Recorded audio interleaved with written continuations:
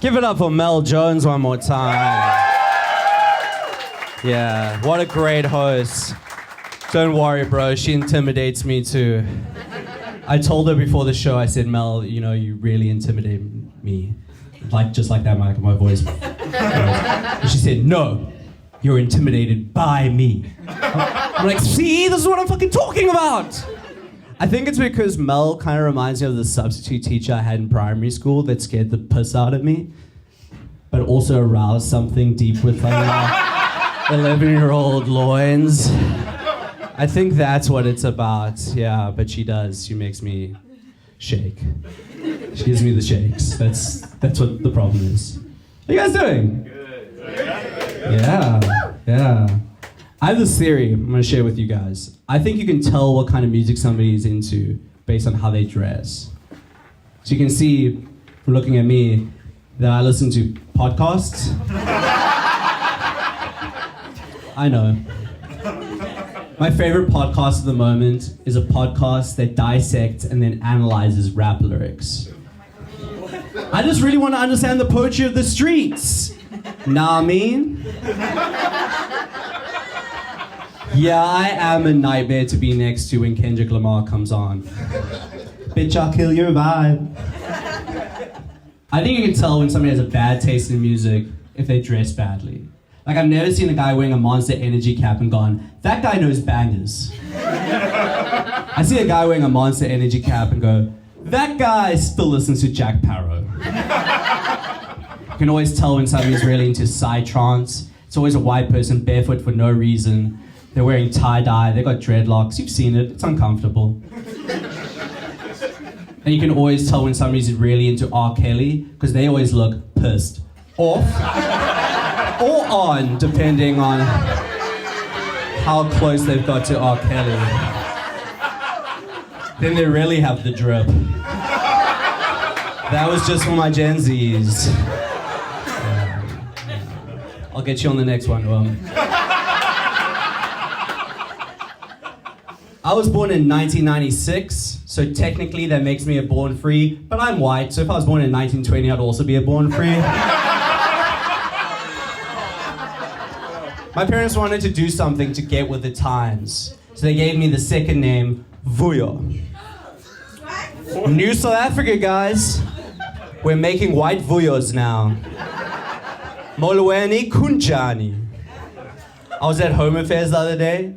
Gave the woman working there my ID. She looked at it, looked at me, asked me the question that people always ask me when they find out my second name. She said, who gave you this name? And then I had to tell her, Barry and Michelle did? I could tell she was disappointed, because she told me, the system is offline. People always ask me, they say, Nate, why did your parents name you Vuyo? And well, they had to put their white guilt somewhere. At that point, they'd already tried dreadlocks and cornrows, so that was the next progression. Yeah. I grew up in a small town. Do you guys know George? Yeah. Woo, fuck that place. Everyone was confused why I was Vuyo. I was more confused than anyone else. I thought it was really weird that the fastest kid and the slowest kid on sports, they had the same name.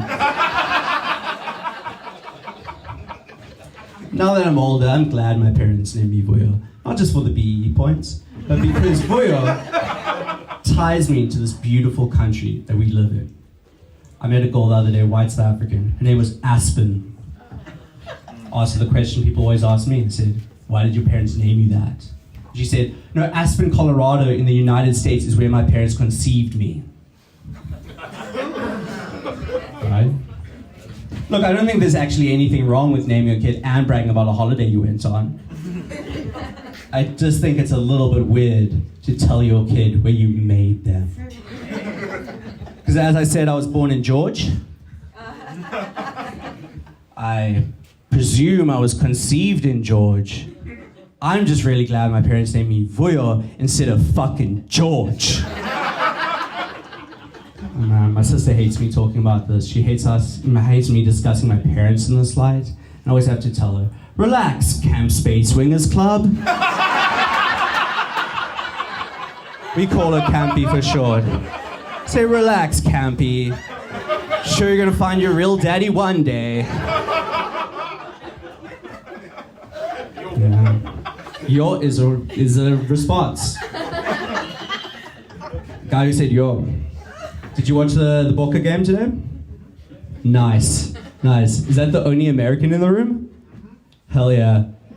Give us some of your American twang. What do you want me to say? That's good enough. Yeah. Can I get a round of applause for the Boca one time? Alright. You guys are like kind of patriotic. Not as patriotic as that guy, but you know, kind of patriotic. You know who my favorite Springbok is right now? Sasha Feinberg and Ngomazulu. And yeah, I know I don't strike you as a rugby guy, but I'll tell you why I like Sasha Feinberg and Ngomazulu. Because Sasha Feinberg and Ngomazulu is half Jewish and half Zulu. As a tiny, unathletic Jew, that just makes me so fucking proud. He also reminds me of something my dad always used to say when I was growing up. Like my dad always used to say, Nathan, what the Springboks need to do well is a lucky Jew. And I just never believed him. Because the last Jewish Springbok was Joel Stransky in 1995. And we've won like 3 World Cups since then. I don't think my dad would have ever thought that the next Jewish Springbok would have a high top fade. No, I feel very connected to Sasha Feinberg and Ngomazulu. I think we have a lot in common. For one thing, we're 2 Jews excelling in our fields. Him in an actual field. For another thing, my name is Nathan Vuyo Levinrad. That's 2 Jew names and a black name. Sasha Feinberg and Ngomazulu, 2 Jew names and a black name. Except you know Sasha's just using Feinberg when he applies for loans. And to be honest, I only use Vuyo when I'm accused of racism. And you can only use it so many times. Like I've only used it 4 times tonight. I'm sorry about that. I met my girlfriend on Tinder. All right, she was on a Tinder date in the park. I was on a bench watching. I remember thinking to myself, that date does not look like it's going well. So the next day I found her on Instagram, pretty good at Instagram like that. Sent her a message, I said, hey, don't know if you remember me, I was over on the bench. But I'm ready, coach, put me in. I have a friend that says any app can be a dating app if you've got enough game. Worked out for me. My friend's not allowed to use Uber anymore. There's so many dating apps these days, guys. Like right now, there's even an Afrikaans dating app. It's called Koer. I believe that's a sound that a bird makes if it's Afrikaans. I think this dating app has a unique opportunity now that there are 49 Afrikaans refugees in the United States to rebrand, to expand into a new market, right? I think they can rebrand, call themselves Minder. Because there's Mindad. You know what makes me laugh? Actually smile. Laugh's a bit excessive.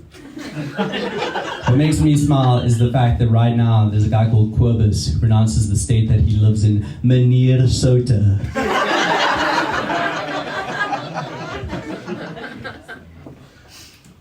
It's a weird time to be a white South African. Notice how I didn't say it's a hard time. It's never been easier. But it is a weird time. Like Afrikaans refugees aside, the most famous white South Africans at this moment are Elon Musk, Oscar Pistorius, and the bad guy from the first Black Panther film. Those are not good optics for white South Africans. Who's ever running PR for us white South Africans is letting us down. One of those guys is a murderer, and the other 2 are Elon Musk.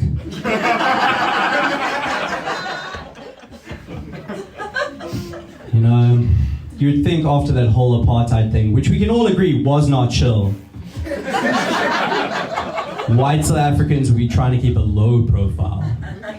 But it's like pretty hard to keep a low profile when the most famous white South African is doing questionable salutes at the inauguration of a US fucking president. And I know what people are saying.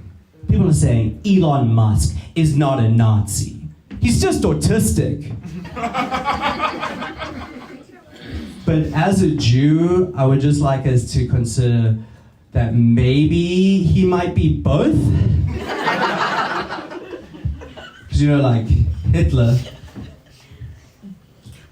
the leader of the Nazi party, famously, he was also really into trains. If you don't get that, that either means you don't know much about Hitler, really just the basics, or you don't know how much people with autism fucking love trains. And for that I say, go watch Love on the Spectrum. All right, guys, that's been my time. Welcome back to stage, Mel Jones.